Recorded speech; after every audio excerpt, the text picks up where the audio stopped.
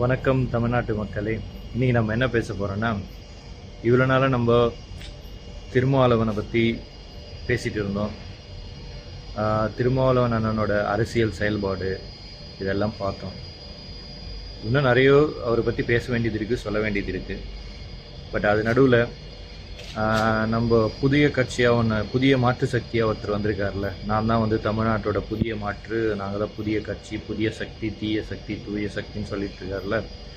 எப்படி படத்தில் மாசா டைலாக் பேசினாரோ, இப்போ அரசியலில் மாசா டைலாக் பேசிகிட்டு இருக்காரு. படத்தில் டைலாக் ரைட்டர் டைலாக் எழுதி கொடுத்துருவாங்க.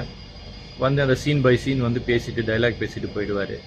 இப்போ அரசியலுக்கும் பார்த்தீங்கன்னா 10 மினிட்ஸ், 20 மினிட்ஸ், 7 மினிட்ஸ், 9 மினிட்ஸ் இந்த மாதிரி டைலாக் எழுதி கொடுக்குறாங்க. ஏன்னா அதுக்கு மேலே அவரால் கண்டினியூவாக பேச முடியாது. ஒரு நாள் ஷெட்யூலே பார்த்தீங்கன்னா ஒரு நாளைக்கு பார்த்தீங்கன்னா 7 நிமிஷம் 8 நிமிஷம் தான் அவர் வசனம்லாம் பேசி நடிப்பார். அதே கான்செப்டை இப்போ அரசியலில் வச்சுருக்காரு. ஏதோ ஒரு மீட்டிங் வந்தாலும் ஒரு 7 நிமிஷம் 8 நிமிஷம் தான் பேசுவார். அதுக்கு மேலே அவரால் பேச முடியாது. ஸ்கிரிப்ட் அவ்வளோதான் எழுத முடியும். அதுக்கப்புறம் வேறு எதுவும் இல்லை அங்கே பேசுறதுக்கு. அதனால் என்ன பண்ணுறாரு, ஒரு 5 மினிட்ஸ் 6 மினிட்ஸில் முடிச்சுட்டு அவர் போயிடுவார். இப்போ ரீசெண்டாக ஒரு சேலத்தில் ஒரு மாநாட்டு நடந்தது. அதுலேயும் அப்படி தான் வந்தார். ஒரு பேச வேண்டிய ஒரு நிர்பந்தத்தினால ஒரு 4 டைலாக் பேசினார். பேசிட்டு அவ்வளோதான் கிளம்பிட்டார்.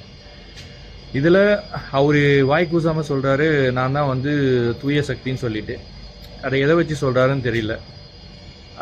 விஜய் அவர் க்ளோஸில் வாட்ச் பண்ணவங்களுக்கு நல்லா தெரியும். அவர் பார்த்தீங்கன்னா எவ்வளோ விதத்தில் வரி ஏய்ப்பு, இந்த டேக்ஸ் சைடில் இந்த கார் வாங்கும்போதும் சரி, இந்த புலிப்படம் இதுவும் போது நிறைய விஷயம் பண்ணியிருக்காரு. அதெல்லாம் பண்ணிட்டோம். அப்புறமா ஓப்பனாக தமிழ்நாடு மக்கள்கிட்ட நான் தூய சக்தின்னு சொல்கிறாருன்னா, தமிழ்நாடு மக்கள் எவ்வளோ பெரிய முட்டாள் இதை நம்புகிறாங்கன்னா எவ்வளோ பெரிய முட்டாள்னு மட்டும் பார்த்துங்க.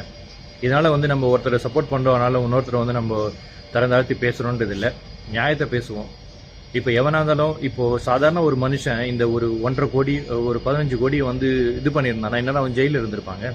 இவர் ஜெயிலில் இருக்காரு, ஜாலியாக சுற்றிட்டு இருக்காரு. அப்போ பார்த்தீங்கன்னா இந்த கவர்மெண்ட்டை அவருக்கு ஹெல்ப் பண்ணிகிட்ருக்கு. இந்த கவர்மெண்ட்டு ஹெல்ப் பண்ணி அவரை என்ன சொல்கிறது, அவ்வளோ பத்திரமா பாதுகாப்பாக வச்சுருக்கு. ஆனால் இந்த கவர்மெண்ட் எடுத்து தான் நான் பேசுகிறேன்னு சொல்லிட்டு அவர் சொல்லிட்டு இருக்காரு. இதை நீங்களும் நம்புறீங்க, நானும் நம்பணுமா? இதை கொஞ்சம் நீங்களே உங்களை கேள்வி கேட்டுங்க. இந்த கரூர் அந்த இடத்துல பார்த்தீங்கன்னா ஒரு 41 பேர் இறந்து போனது. அந்த இடத்துல இப்போது நான் தான் அந்த கூட்டத்துக்கு கூட்டுறேன்னு வச்சுங்களேன். என்னை பார்க்க தான் அந்த கூட்டம் வருது. 41 பேர் இறந்து போயிடுறாங்க. ஒரு பரிதாபம் நடந்துடுது. இப்போது என்னால் தான் அவங்க வந்தாங்க, எனக்காக தான் வந்தாங்க, என்னை பார்க்க தான் வந்தாங்க, என்னை பார்க்க செத்து போயிட்டாங்க. இப்போது அவங்க செத்தவங்களுக்கு நான் மெயின் குற்றவாளியாக இருப்பேனா, இல்லை நான் தான் விட்னஸாக இருப்பேனா? அது இதெல்லாம் பார்க்கும்போதே உங்களுக்கு புரியலையாங்க? நான் அங்கே வரவங்க சொல்லுதுன்னா, நான் யாரை பார்க்க வந்தேன்? விஜயை பார்க்க வந்தேன். விஜய் பார்க்க வந்ததுனால அவங்க இறந்தாங்க. அப்போது அந்த முதல் குற்றவாளி யார்? விஜய் தான்.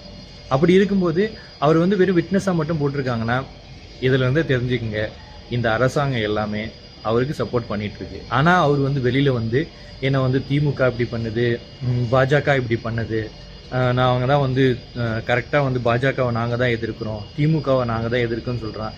இதை நீங்கள் நம்புறீங்கன்னா உங்களை விட பெரிய முட்டாள் தமிழ்நாட்டிலேயே சரி, இந்த உலகத்திலேயே சரி யாருமே இல்லை. ஒரு சாதாரண ஒரு கூட்டத்தில் ஒரு கூட்ட நெரிசலில் ஒருத்தன் செத்து போயிட்டான்னு வச்சுக்கலாங்க. அந்த கூட்டம் யாருக்காக வந்தது? அவனு மேலே தான் அந்த கேஸ் வரும். அதை விட்டுட்டு அந்த மாவட்ட செயலாளர் தான் அந்த கூட்டத்தை கூட்டினான்னு சொல்லிட்டோம், பொதுச் செயலாளர் தான் அந்த கூட்டத்தை கூட்டினான்னு சொல்லிட்டோம், அவன் பேரில் அந்த கேஸ் போட்டிருக்காங்கன்னா, விஜயை மட்டும் தனியாக விட்டுட்டு அவங்க பேரில் அந்த கேஸ் போட்டிருக்காங்கன்னா, அப்போனா நீங்கள் இதை வச்சு பார்த்துங்க. விஜயை காப்பாற்றுறதுக்கான தான் இந்த அரசாங்கம்லாம் பண்ணிட்டு இருக்காங்க. இதில் இந்த விஷயத்தை வெளில சரியாக தெரியக்கூடாதுன்னு சொல்கிறதுக்காக என்ன பண்ணுறது, நான் திமுகவை எதிர்க்கிறேன், பாஜகவை எதிர்க்கிறேன். அப்போ தான் நம்மளும் நம்பிடுவோம்ல, ஓ இவர் தான்ப்பா பயங்கரமாக பாஜகவை எதிர்க்கிறாருப்பா, பயங்கரமாக இவர் திமுகவை எதிர்க்கிறாருப்பா அப்படின்னு சொல்லிட்டு. ஆனால் உண்மையிலே நான் சொல்கிறேங்க, உண்மையில் சொல்கிறேன், விஜயை திமுகவும் சரி பாஜகவும் சரி காப்பாற்றி வச்சிருக்கு. இதுதான் உண்மை. இது சில பேருக்கு ஏற்றுக்க முடியாது. விஜய் ஃபேனாக இருக்கிறவங்களால ஏற்றுக்க முடியாது. நடு நிலையிலிருந்து யோசிக்கிறவங்களுக்கு இது நல்லா புரியும். புரிஞ்சவன் புரிஞ்சுக்கோ, புரியாதவன் தெரிஞ்சவங்ககிட்ட கேட்டு தெரிஞ்சுக்கோ, அவ்வளோதான் சொல்ல முடியும். இதுக்கப்புறம் அந்த அந்த விஷயம் வந்து கோர்ட்டில் இருக்குது. கோர்ட்டு தீர்ப்பு கொடுக்க போகுது. அந்த தீர்ப்பே நீங்கள் வேணால் பார்த்தீங்கன்னா விஜய்க்கு சாதகமாக தாங்க வரும்.